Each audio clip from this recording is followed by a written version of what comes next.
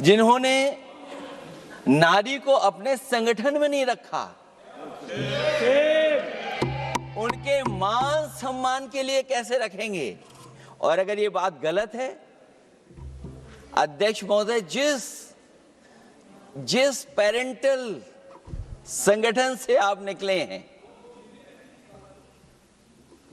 उसमें मान सम्मान के लिए संगठन में कितनी नारी हैं, ये बता दें आप। और इनका, क्योंकि पिछले कई वर्षों से अध्यक्ष जी ये सरकार में है, और मैं सुन रहा था माननीय मंत्री जी को मैं सुन रहा था, उन्होंने बहुत सारे योजनाएं, बहुत सारे कार्यक्रमों की जानकारी दी।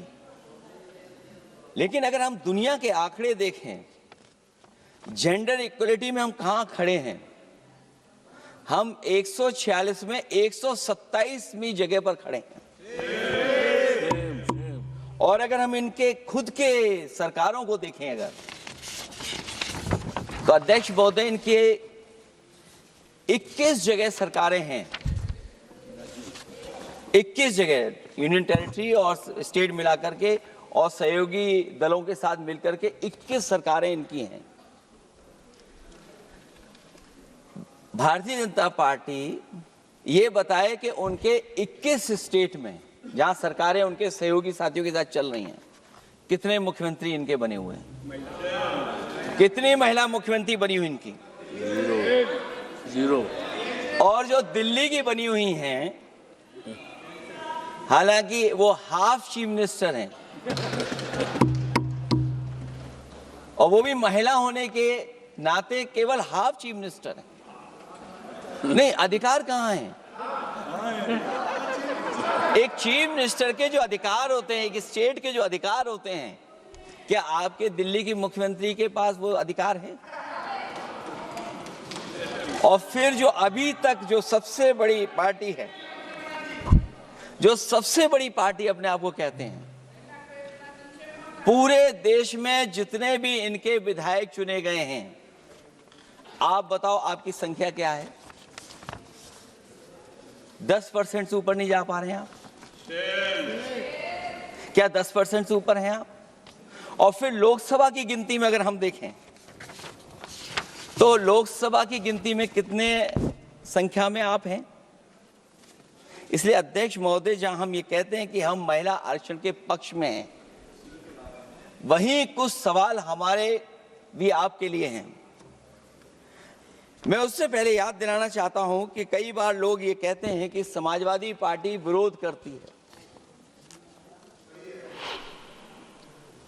अगर हम अपनी बात कहना चाहें तो डॉक्टर राममनोहर लोहिया, जिनकी विचारधारा पर हमारी समाजवादी पार्टी का आधार है, उनके द्वारा हमेशा महिलाओं को पुरुषों के बराबर की हिस्सेदारी हर क्षेत्र में देने की बात कही गई। और मैं उनको कोट करना चाहता हूं कि संस्कार का आरंभ महिला से होता है। यदि महिला जागृत है तो पूरा समाज जागृत हो जाता है। ये लोहिया ने हमारे जिस विचारधारा पे हम लोग चल रहे हैं, वो हम आपको बताना चाहते हैं। जब तक महिलाएं राजनीति में नहीं आएंगी, सामाजिक क्रांति अधूरी रहेगी।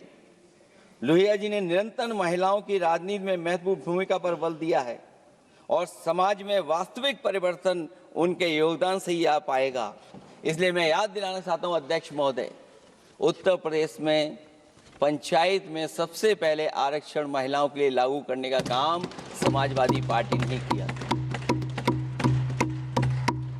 तो जहां महिलाओं के पक्ष में है उनके आरक्षण के, वहीं हमारा सवाल ये भी है कि जल्दीबाजी क्यों है? आखिरकार महिला आरक्षण के नाम पर जल्दीबाजी क्यों है भाजपा के अंदर?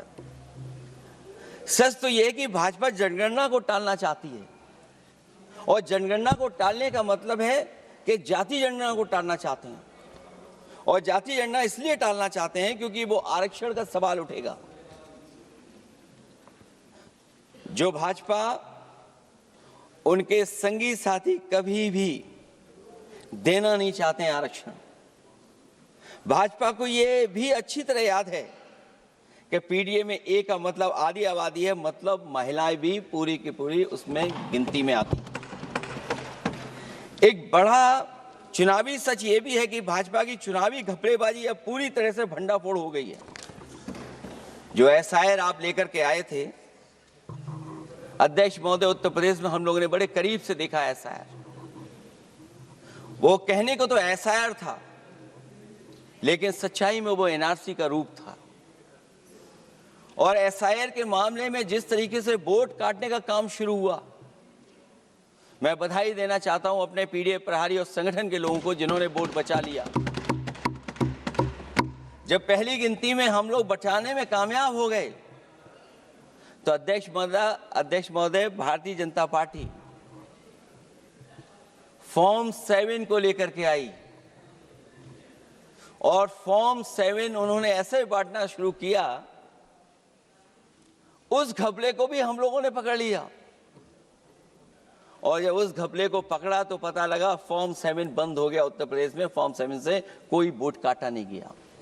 अध्यक्ष महोदय, जो फॉर्म 7 काटने के लिए जिससे दस्तखत कराए थे भारतीय जनता पार्टी ने, उस व्यक्ति को दस्तखत करना भी नहीं आता है।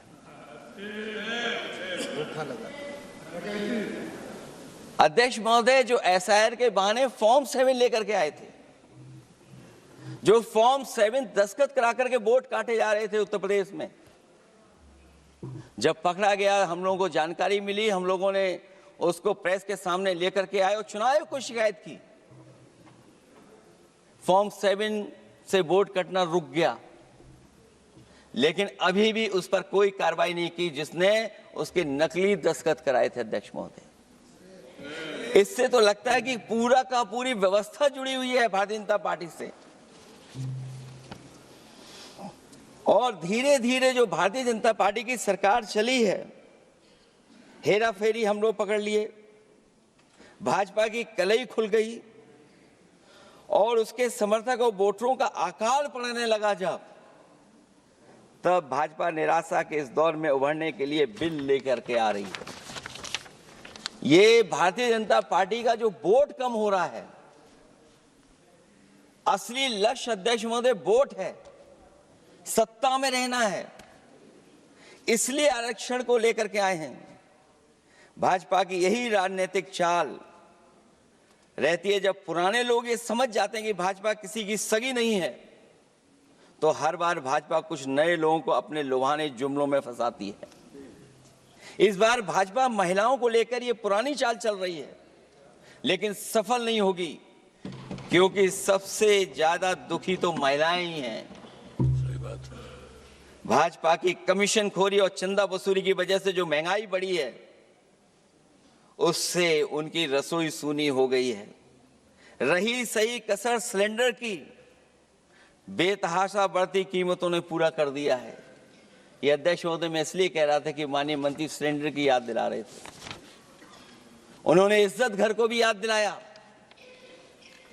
जिसको कभी प्रधानमंत्री जी ने कहा कि ये इज्जत घर होंगे। गांव गोद लिए गए, जाकर के सरकार देखे उन गांव को अनाथ अगर किसी ने छोड़ा है तो भारतीय जनता पार्टी ने छोड़ा है। हर महिला अपने बच्चों को पढ़ाना चाहती है, लेकिन भाजपा की शिक्षा विरोधी सोच तो सरकारी स्कूल तक बंद करवा दे रही है।